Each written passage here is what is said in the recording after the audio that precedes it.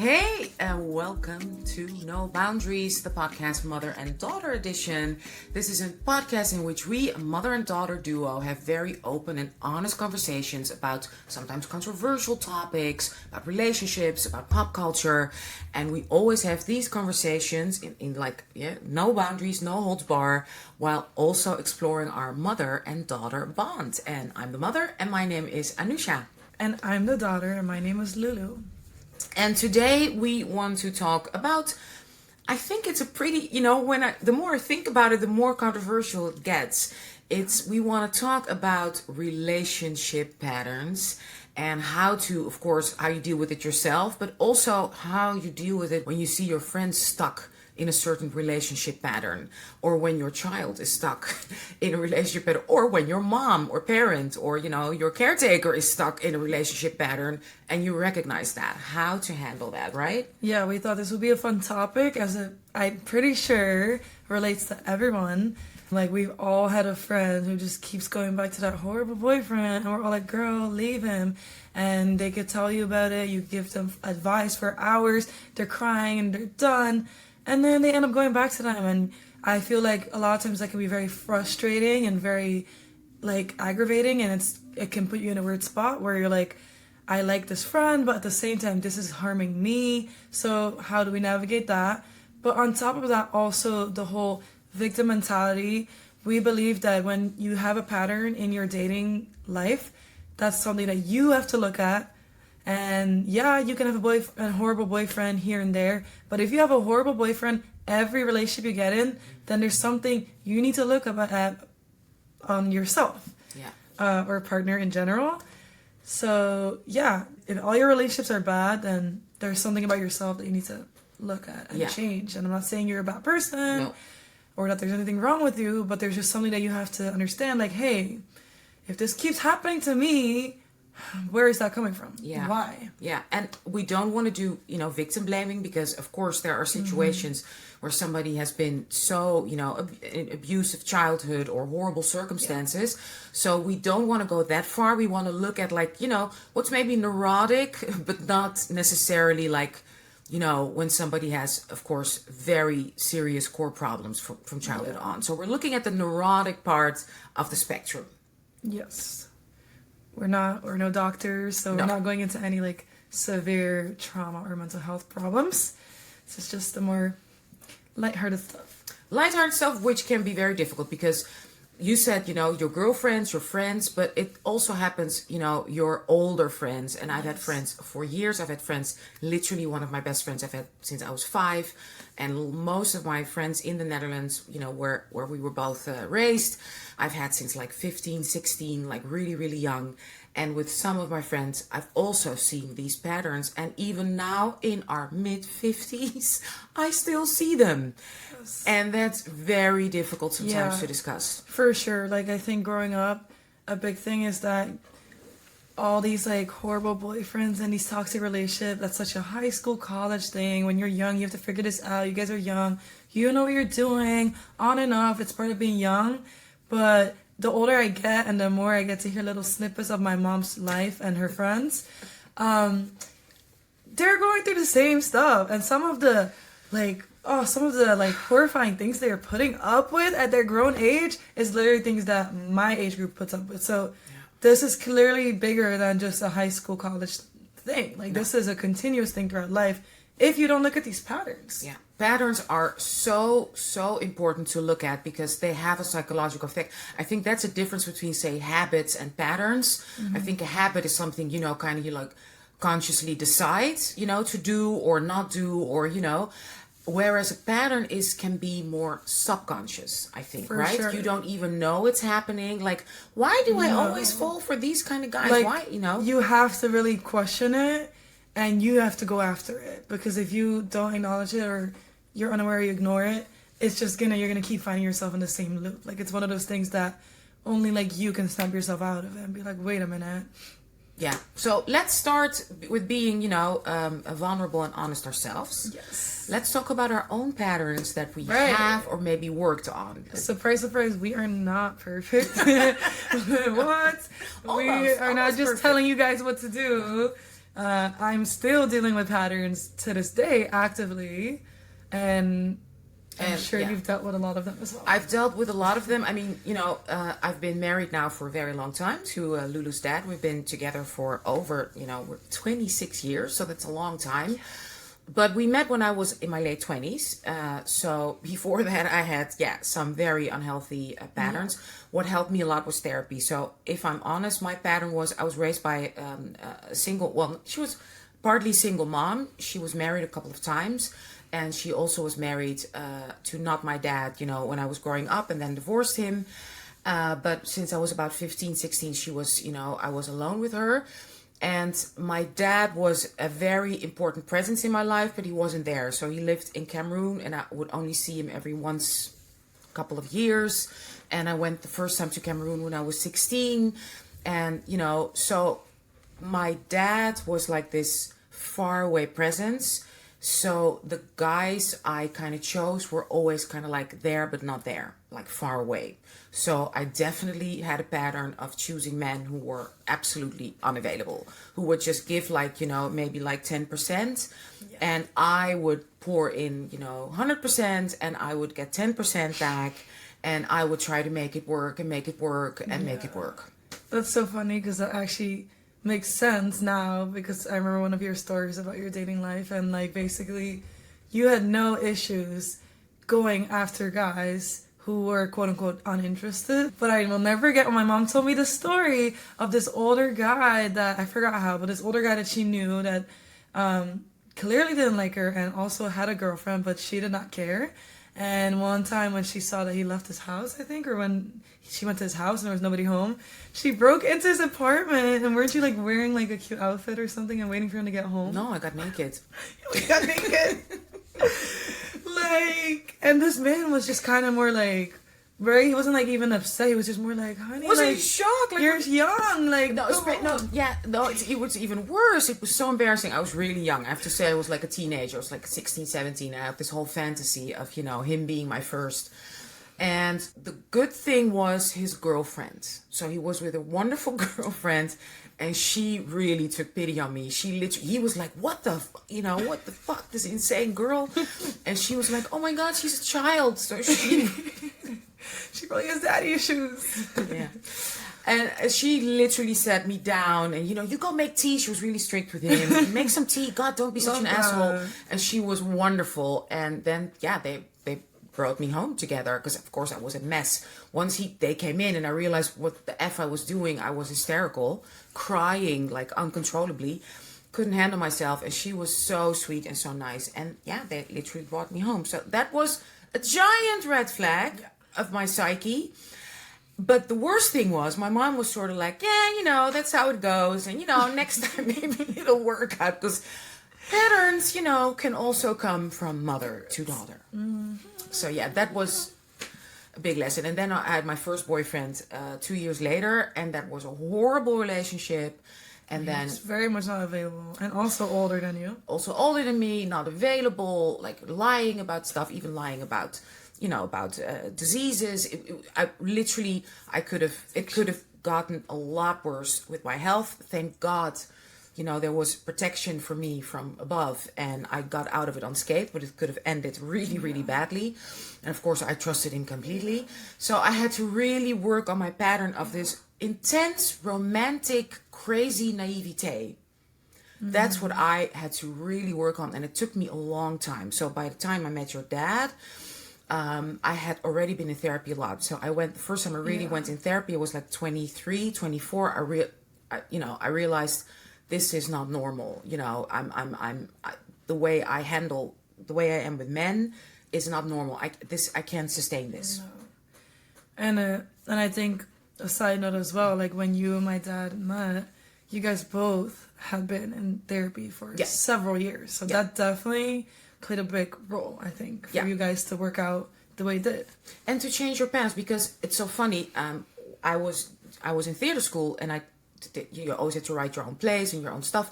And I wrote like this joke, like, people say I have a father complex, but how can I have a father complex? I don't even know my own father.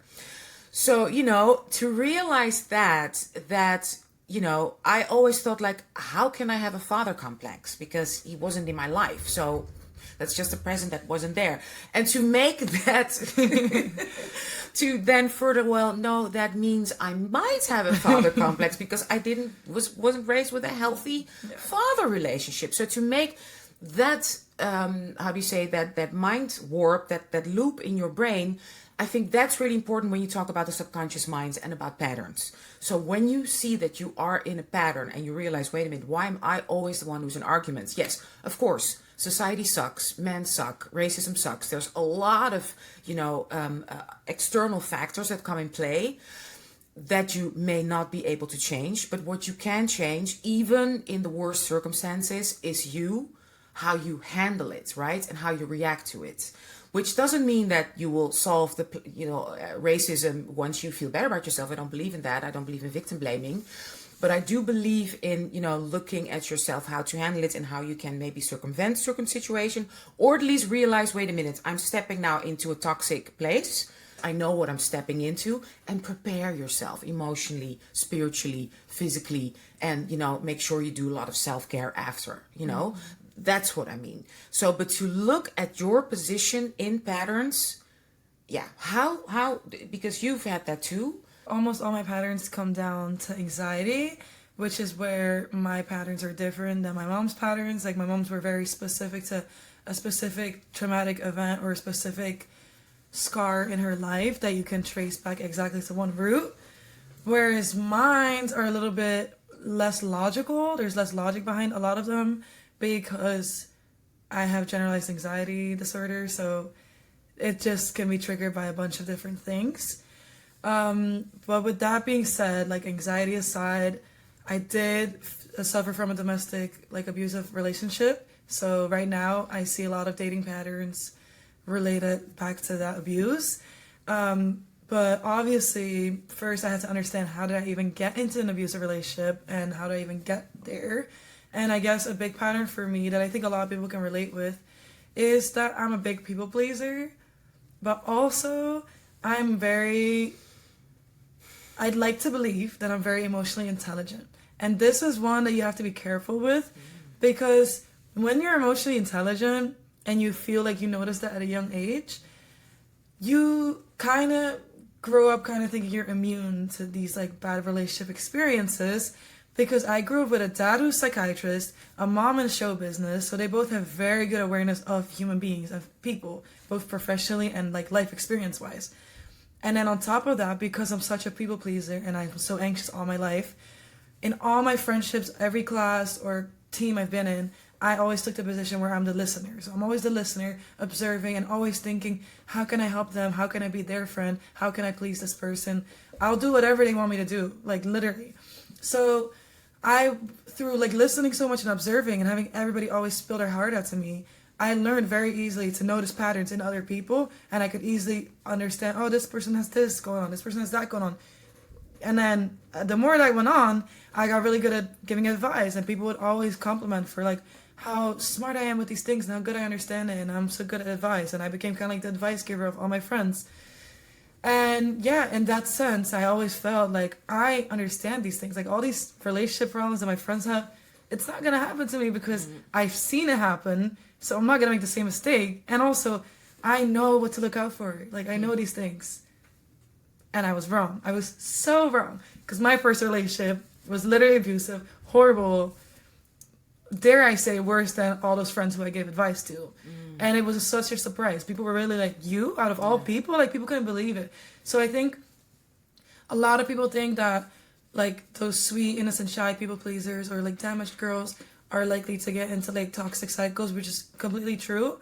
But also those strong, emotionally intelligent, aware people, we're not safe either, because guess what? Whenever this person did horrible things, I could always understand where they were coming from. I could understand the past trauma they've had. Like, I was always so aware of why they did the things they did, that in a way I guess I justified it, or I felt like I could help them or work on it with them. And on top of that, I did grow up with an adopted brother, which caused a lot of issues in our household due to different reasons. So on top of that, I've watched my parents forgive him over and over again, and always finding a way to make it work, which obviously it's so different when you have a son versus when you have a partner. But of course, subconsciously, again, I took that kind of role. That played a part, absolutely. For sure. So those are the main two things. But I think especially because I'm always so understanding and always here to listen out. So I think one big thing I really had to learn was to set my own boundaries. And then another thing I had to learn is to not always listen people out. Like, you don't always have to hear their reason. Like, sometimes I have to understand that if somebody does a horrible thing, it doesn't matter if their father was abusive and beating them when they're growing up. It doesn't matter they didn't mean it. It doesn't matter if they can't control it and that they might be sick and it's not their fault. It doesn't matter because it doesn't justify their behavior. Yeah. And I have to think back to myself that, hey, if I feel these things, I don't act that way. So they don't have a right to act that way either. So yeah, I think it's really about like telling myself, please don't ask them why. Don't try to, you don't always have to know why. Whys are not always helpful.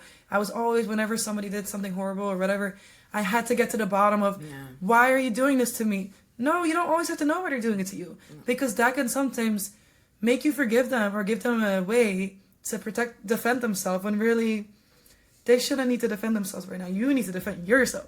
Yeah, and you can also, understanding, but also then, okay, I understand and I'm walking away. Yeah. I think that's also very important to learn, and it has been easier for me to do that with friends than with certain men, in relationships. That with friends, I've literally once said to a friend, like, listen, I love you very much, but I can't do this type of friendship anymore. I just have to love you from afar, right? Because this is just not healthy for me, this friendship, which is very difficult. And it's interesting that that's almost easier, right, in friendships to do than with a romantic partner.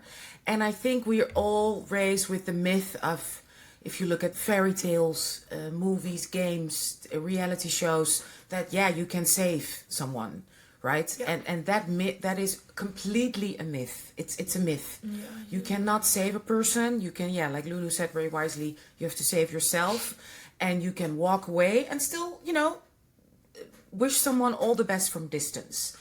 And that also happens because sometimes people just walk away from a situation and then meet again 5 years later and hopefully in a better place, or can become friends again or something. I don't know. But that decision to walk away, to end, to stop. Why, if you look at patterns, why is that so difficult for us? Now that you're also studying psychology, Lulu, I think, like I said, for people who are people pleasers or more anxious or tend to like be more vulnerable in relationships, it is hard to walk away, because when you understand where they're coming from, or you know why they're doing it, or you get also why you're in the wrong. Like, that's why I said, if you know you're very sensitive to like hurting people's feelings or having other people be upset, you don't always have to know why they did the thing they did, because that will make you more likely to stay. But I think another reason why it's hard to leave sometimes, it's also the like idea. A lot of people, they're attached to this idea of having a partner or being in a relationship or having a boyfriend, because we live in a society where it's so highly praised on, especially starting at a certain age. At my age too, I feel like I more often meet people my age who have a boyfriend or girlfriend or a partner than people who are single. So the older you get, the pressure increases on like having a relationship. So I think a lot of people are also stuck with this idea where they feel like they don't want to be alone, or they need to have a relationship, or they want to present themselves, they're comfortable with like being able to like, oh, I have a boyfriend, or oh, I'm in a relationship. So, and that's such a misogynistic thing again, right? Because I think it's really different for men, but for women, that whole idea of you're not enough on your own, I think that's the first things I want to say to you. That what I always say when I've taught acting, and I've worked with young people, writing classes, all sorts of courses, and I always say you have so much time. Life is is long enough to have. You'll definitely have 5 to 20 relationships. Don't worry about it. Enjoy, and I think I also tried to tell you that, like, enjoy when you're young. Enjoy, have fun, and don't think that you have to attach to someone.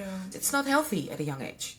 It's not. You have to develop. Your frontal lobe isn't developed yet until, you're only 22. Till 25, you're in such development. Why would you lock yourself down between 18 and 25? Yeah, that's really something we have to change in society and also change in ourselves. Decolonize our brain from that as women. Yeah. Yeah, and like that brings me like that is different than for me because obviously I date women and I am a woman.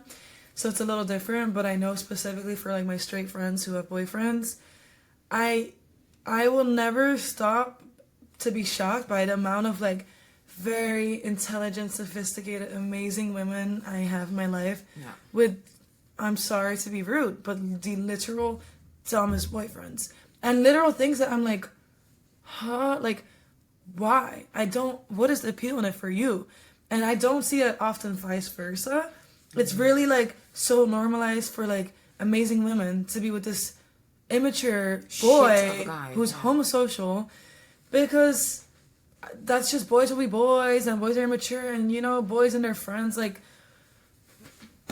even the other day like I was hearing like people that I know like these girls that are a little older than me talking about their boyfriends and how one of them has an issue because her boyfriend every time she comes over to his house and she's like, oh, let's go get food or let's go grab this, her boyfriend always wants to like bring his friends or be like his roommates be like, let's see my roommates want to go, or oh, let me check with my roommates. And it's like, are you dating your roommates or are you dating me? Like, Yeah. it's just stuff like that that I'm like, No, I mean, that homosocial How? stuff, we did an episode on homosocial. Please, check it out.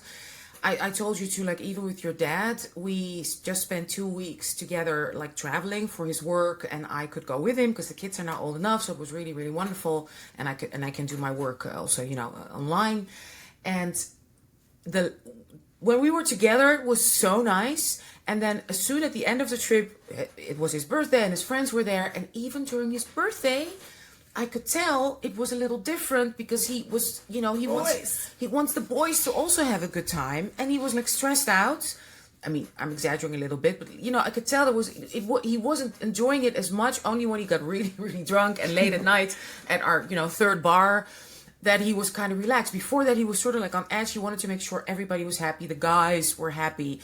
And I was looking good, dancing, trying to flirt with him. And I'm not getting insecure because, I know he loves me. But he didn't even have eyes for me because, the boys. Are the boys happy? Are the boys? And he's, it was his 55th birthday. So it's unbelievable that the power that male dominance and patriarchy have. yeah, It's shocking. And I really thought, we call it in Europe the second wave of feminism. My mom was part of the second wave of feminism. So the first wave of feminism is women being allowed to at least, vote and go to school. Second wave of feminism was the sexual kind of revolution. And I would really think by now it would be, it's time for that third wave of feminism. Yes. The social and cultural wave of feminism to free ourselves of those male dominant shackles. Yes, because like on top of them being so like obsessed with their guy friends or their roommates, can we talk about their issue with saying no or disappointing these friends and roommates? Like, it's bizarre. Like, the amount of friends I have with boyfriends who like will tell their girlfriend because they actually have an emotional connection with their girlfriend, like, hey, like, oh, I don't like the guys that my roommate hangs with, or oh, I don't even like those parties. And then they'll like not go. And then 2 days later, oh yeah, like I spoke to my roommates and yeah, like, or my friends, I think I am gonna go actually. Like, yeah, because the guys, they really want me to go. Like this thing that a lot of men have a hard time saying not no to their guy friends. Yeah. Even though their partner wants to do something else. No, and it's so difficult because, I'm raising a son and he comes from a very, liberal, left-winged, feminist household. Your dad is completely supportive always of my career and of my work and would definitely, if not invest in it financially, always invest in it time and any way he can, like completely. And still, if from that household, we always have to make sure that our boy doesn't, sometimes says things or sees, because he even says that himself. As soon as he goes to social media, he gets attacked, like in the manosphere. They try to get him hooked in that loop of the manosphere. The gamer. But even if he goes on TikTok, he even says, his algorithm, like right away, like pop, pop, pop, pop, showing him, that manospheric, nasty, horrible male women suck kind of like content from a young age. And of course, especially during the pandemic, Yeah. You know, what would you do home at night? No, speaking of nature versus nurture, like Yeah. if you meet my brother on the street and have a conversation with him, you would never think that he comes from our household because he has completely different ideologies than us, and that just goes to show the strength of like social pressure and like what's socially being put on you and like the outside effects and how many things as a parent you just can't control. Like No. life is so much bigger than your household. Yes, your household is like, even Martijn, you know, Yeah. your dad, who's a psychiatrist and neuropsychiatrist, always says that. How you think you have so much effect as a parent, You don't. it's like 30% maybe. Yeah. 70% is outside and is culturally. Like when you were small, you already realized, will never, like I've said that before in the show, at like a very young age, you already understood sexism because all the questions you asked were always about that. At a very young age, at 3, 4, 5 years old, you were already like questioning what you would see, commercials, physically, how women would dress, why. You always were aware of that. So that's how young, you know, what an influence the outside world has on children. That's why children tease each other and are horrible to each other, even though 99% of parents say be nice, be nice, be nice, right? It's so those patterns in ourselves, they get if you don't consciously work on it. And what we see with our friends, it's so difficult. It's so easy to get like completely hooked on it. And I think also something happens in the brain, like short-term, long-term effect, that if you get that guy, you win a little bit, right? Because that's what we see from a very young age, from all the stories, from all the shows. Oh, he didn't settle for anyone. He's like the heartbreaker. Yeah. But he's picking you. Yeah, you know, I'll never forget that horrible movie, The Duff. Yeah, the dog. The ugly fat friend with like this amazing actress who plays it. I love her. How that whole movie is about, and the ugly girl, which she's not, she's beautiful, gets like the hot, horrible, nasty guy, and that was like in that. And he's too embarrassed to like publicly admit it at first because she's the Duff. And she understands that that it's so hard for him to admit, so she sacrifices herself, and only at the end he says, And I loved that movie growing up, but it's mainly because she's just so fun. horrible, But just it's a horrible movie. yeah, just like my Grease, you know. Oh, I love that movie so much, and this girl was completely like changing herself to get the guy. And that we find that romantic. We think that's amazing. That's it's so ingrained in our subconscious, and so what do you learn already about this in your psychology classes, how to handle that? Is there like a psychology feminism connection already in what you study? Yeah, I mean, I learned a lot about developmental psychology, and also I did have a racism and prejudice psychology class, which is the closest I could think related to this. Yeah. Even though this is sexism, but there you do learn about like how like social norms, like how internalization works in your brain and how it actually impacts like the brain waves and stuff and the connections you make. So it's definitely like, as much as it sucks, but stereotyping is a defense mechanism in our brain, and it's definitely something people do out of safety. And because especially America is such a like unstable society and unstable country to live in, basically the more unstable a country is, the more likely there will be like separation, and there will be misogyny and like racism and homophobia, etc. Because our brains need to categorize everything in boxes, otherwise we feel unsafe, we don't like unknown, we don't like when we're not sure of things. So instead you have to categorize it.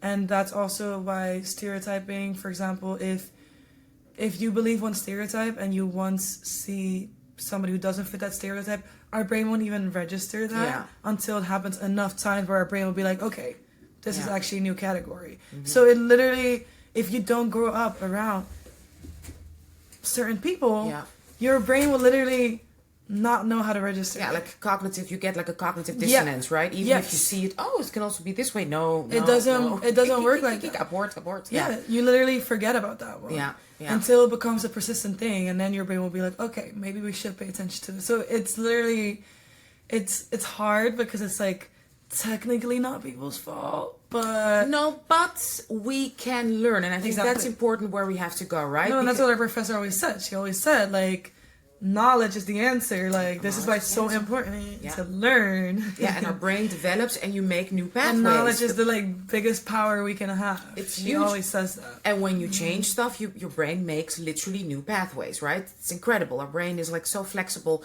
and you keep on learning also with age. It's not true that at my age you don't, yeah, you learn a little slower, but you still learn, right? I'm doing Duolingo now for 3,000 days. And when I was in Mexico City, I could order coffee in Spanish now. So No, yeah, but for things- sure. Our brain is flexible, and I hope I can help with that, because as an actress, I went to theater school at a young age, so I learned from a young age to change. You learn, you practice, you learn a new character, or you play new words, and Yeah. character development and everything. And I also worked as an actress in training. So I trained like police officers, lawyers, all sorts of businesses to train to work with, communication training. Okay, right? yeah, I was like, wait. Yeah, so because if you work, for instance, like a big company and they have to talk to people on the phone, they train that, they practice with actors. So I've done that a lot. And I can tell you that we practice a lot of stuff, right? Like, for instance, if you look at professional tennis players who are born with like extreme talent, right? Who have been doing it from a very young age, and only the best make it. But still, even with all the talent they have, what do they do most of the time, most of the day, most of the hours? They practice. They keep on practicing. Even if they're like 99% it's talent, they still have to practice. And the same goes for communication and for changing behavior. You just need to practice, right? So, and what they say in communication training, you need approximately 100 times, average to change behavior. So if you get angry quickly, like annoyed quickly, and you learn in communication training, especially if you work, for instance, in sales, no, I cannot get angry at the client. I have to be nice. It could take between 20, 30 times practicing that you get it and that it becomes automatic. So just know, even with your own patterns, if you work on it, it won't take more than 100 times to, change it at an average. So it could be 50 times, could be 30 times. So trust yourself, trust your brain that you can make a change. You can. Not saying it's easy. Not saying you may not also need therapy with that, if we're talking about psychological harm you've had at a young age, but you can. There is more control. We're not raised that way because we live in a society where people want, most of the people just to be docile and buy stuff and spend money and make other people rich, right? So that's maybe something you're not taught by society, but know that power in your brain is there and that you can make changes by just practicing it and doing it wrong and failing and falling on the floor and then standing up again. And as an actress, trust me, I know that's how it works, because when I'm on stage and I play something, I 100% believe it. 100%. I believe it. I'm in love with that person, or I'm upset about something, or I feel like I've had a baby or not had a baby. Literally, I believe it. That's how you can train your brain. So go for that, right? Have you experienced that as well? No, but I Okay, think there goes my theory. no, I agree, but obviously with anxiety, it's not as easy. Basically, what I think is very important to remember is that, especially when you are any type of minority, but this also goes for anxious people, so it's kind of everyone. But basically, if you are being marginalized or discriminated against, your fight or flight is more likely to kick in. You're more likely to feel very on edge and anxious, and you become very aware, especially when you're like in a space where you are an outsider. Yeah. So a lot of times in these moments, your fight or flight goes on, and you become very anxious, and you might find yourself that you're having a hard time defending yourself or acting how you want to act or portraying yourself. And there's a total reason for this, because when you are going in a fight or flight mode, or when you are getting anxious, your body needs a lot of energy for that, because your brain literally thinks that you're on a life threat, that you could potentially die right now. Your brain doesn't understand the difference between like just having anxiety or being anxious and like you're gonna die. Real danger. So your body thinks there's actual real danger, and your brain as well. So in those moments, your brain takes a lot of energy from your prefrontal cortex, which is what makes us humans different from animals. So it's like us understanding emotions, us being able to communicate verbally. So all of those come from our prefrontal cortex, and those go all to your fight or flight because you don't need those things right now. You just need to like survive. So basically what I'm trying to say is that it's genuinely harder to understand what's going on or be yourself or act the way you usually would act. And that's why a lot of times when you're angry or very sad or very anxious, you might say things you don't mean, or you might say stupid things, or you might snap, or you might get home and be like, why did I act like that? I could have just done this. And that's what I want you to understand. It's not your fault. It's not because you're this angry person or you're distressed. Literally, your prefrontal cortex is less like good in that moment.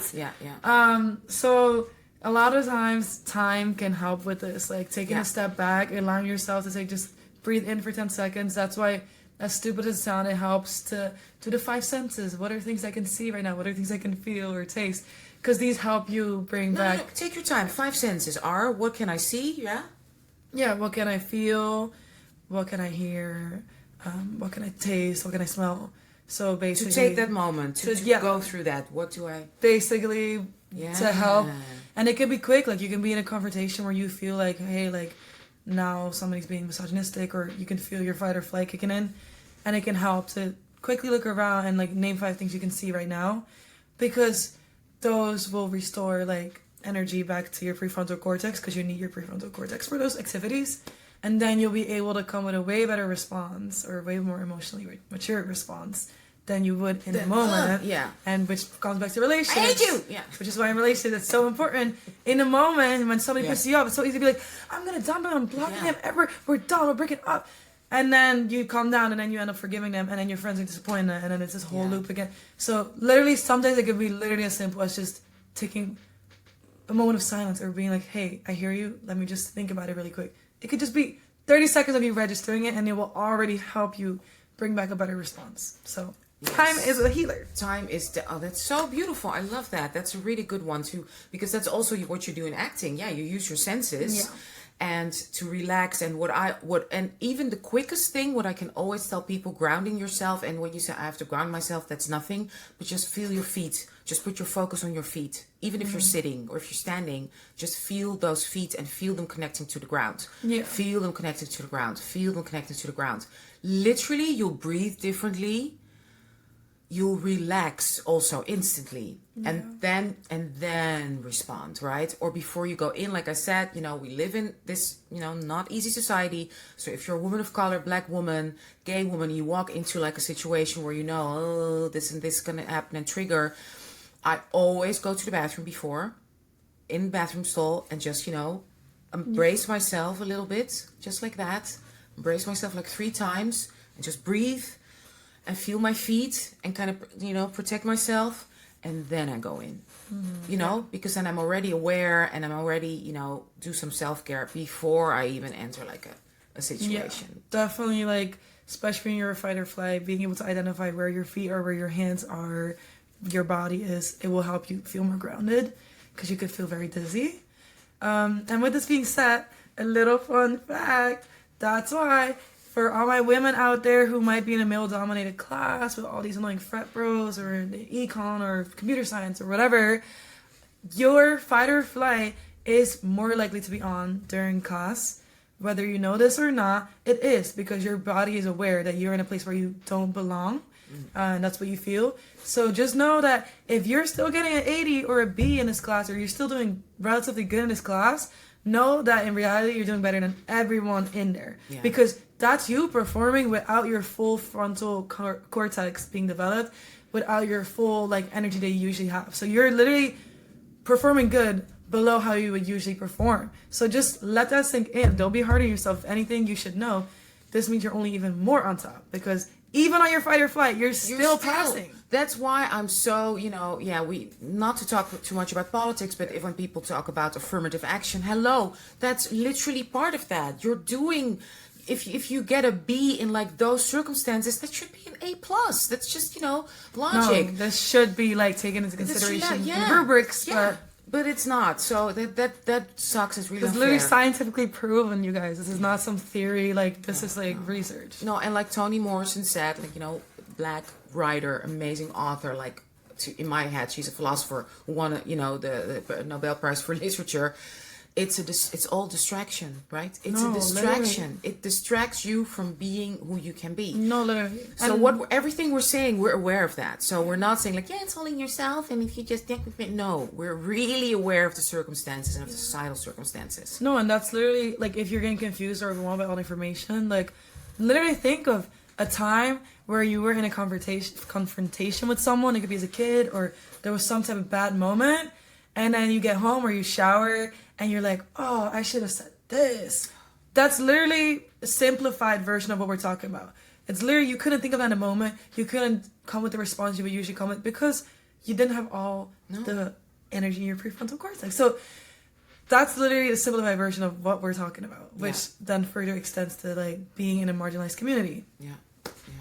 So to round this out, right? So we spoke a lot of information. I hope this helps. But what do we do? How do we support or distance, or what do we do? If you find it in yourself, but with your friends, because a lot of energy goes, right? I think talking to our friends and supporting them, and then you're in that loop with your friends. Do you have anything to say about that to the young people? And as for like relationships, and like when you have that friend that does keep getting back with this person, you can either do two things. One, you can decide mentally, internally, I'm taking a step back. As in, you know what? Next time they come to me, I'm going to be a little bit more one ear in, one ear out. I'm going to be like, I understand. That sucks. It's hard. What are you going to do? And that's it. Instead of investing all your time thinking, okay, let me help her. Let me come with solutions. Let me sit down. Let me take action. Because that can cause you a lot of emotional energy. And then you can feel literally angry. Like there's times where I literally get angry that they get back. And then I'm like, why am I angry that she's going back to a relationship I have nothing to do with? Like, why am I finding myself getting angry and annoyed by her presence now? Like, so taking a step back, not being as emotionally invested will definitely help. Yeah. And understanding, you know what, at some point they have to help themselves or learn for themselves, unless they're obviously in actual danger. But we're just talking about light toxicity. Yeah. Then the second thing you could do, if you're like, you know what, I care so much for my friend, I'm so invested, I literally can't hear these things without doing all that, then you can have a talk with your friend and explain to them like, hey, like I don't judge you, I support you, and I completely understand we make mistakes or we go back to people, like it's totally fine, but it hurts me to see you keep going back, and it hurts me to hear all these horrible things, and you just staying with this person, and for me to hang out with this person and pretend like it's all normal. So if you don't mind, please just don't discuss it with me, or don't go as much in depth with me. Like, of course, update me if you guys are done or together, whatever, but just don't call me at night and come up to me with all these intense details just to be with him the next day. So you can also just ask your friend, and if they're a good friend, they're gonna understand to be respectful of it, that they don't want you to trauma dump on them all the time. But have you said that to your friend, and didn't your friend get upset? Because I've tried to do that with certain friends, and so I usually do step A. I usually just Yeah. remove myself from it. So Yeah. and let them do their thing. But also, guys, like I said, I'm a people pleaser. I'm super nosy on top of that. I'm a psychology major, so I'm quite literally obsessed with learning about people's relationships and people's patterns. So I don't get bored and tired of it. I had a girlfriend in the past who was getting tired of it, and she had to tell me, like, please, I can't hear about it. Yeah. Like, literally, sometimes I forget, and even my mom sometimes tells me that she doesn't want to hear about it, because I literally forget that, whoa, the stuff I'm saying might be very painful or traumatizing for other people, because I'm completely looking at it from a psychology lens, where I'm so, like, interested in the patterns and how this works and how it keeps happening. So I forget, whoa, some people might actually go through this themselves, or might actually find it really difficult to hear. So, yeah, for me, it's easy to just empathetically remove myself. Yeah, for me, I'm a big empath. I literally feel pain from other people, so that's very difficult for me, especially with my friends. And some of my friends I've known for years, and I have a couple of friends who still, I'm sad about, the state of their relationship. And so, yeah, I do I try to kind of like one ear in, one ear out, and yeah, I don't have a solution. It's Because 9 out of 10 times, if you tell your friends to please not tell you about these things anymore, no, I can't. Yeah. 9 out of 10 times they're gonna be very hurt and upset. No, with some of my friends, I can't do that. I just have to be there, and then take care of myself. self-care. I'm a big proponent. I really believe in self-care and, you know, finding a way to relax yourself and be nice to yourself and heal yourself. So then you have more energy also again to listen, because some things you just cannot change, which doesn't mean you can't still be there. Like you said, do the solution A. Yeah, but if that is too much for you at the end of the day, it's not your responsibility to fix their problems or to put up with this. If it's causing you issues and harm, or like it's causing you distress in your own life about this person, then I would go with plan B, and I would be ready to potentially lose this friend.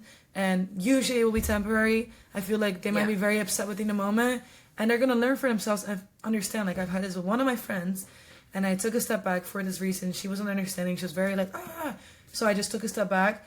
And later on, she got out of the relationship, and she completely understood and came back to me being like, oh my gosh, like I was being so silly, and she apologized to me. It took a couple of months, but now we're closer than ever again, and we're super close and we're inseparable, just like we were back in the day. So sometimes they just need to figure it out for themselves, and they will come back and realize like, hey, you were right. You were looking out for me. Yeah. So I've done that too. It took a couple of years, unfortunately, because, you know, with older friends and, you know, maybe there's more pain and more history, but we also eventually got back together. Yeah. So sometimes you just got to think of the bigger picture and the greater good, and you just got to remind yourself, I'm doing them a favor. Yeah. And again, like Lulu said before, I think that's a beautiful way to also end this episode. Time does heal a lot. Time is a beautiful thing. And trust me, being, you know, in my mid-50s, I can tell you, time is a beautiful thing. I always say cliches are not cliches for nothing. No, there's a reason cliches are cliches. Absolutely. Because they're very prevalent. Yes. Well, I hope this helps a little bit. You know, again, patterns, your patterns, other people's patterns. You can change things. It takes a lot of work, it takes practice, but practice makes perfect. Yes, and I quickly want to say we have been getting a lot more interactions recently on TikTok and YouTube, which is very exciting. We're so grateful, and especially like we love to see people forming discussions and connecting the stuff we talk about to their own life or their own family, and just going further in discussions. So with that being said, like we see everyone's curious, people are excited to talk. So please let us know what you want us to talk about. Like we will literally talk about anything, as you can see. So please leave comments or DM us. We're not famous yet, surprise, surprise. So we will respond. So literally, whatever you send us, we're probably gonna do it. It will probably be the next episode. So interact with us while you can. Yeah, it won't be long. Yeah, before we're too famous, maybe you want to say something in our episode. We had Lulu's friends in the episode. Yeah, if you want to be a guest too, literally, like we're welcome to have people and to just talk about life. So catch us while you can, and if not, shame on you. Yeah, and we're still here. So as we always say, I love you, I love me, and we love y'all.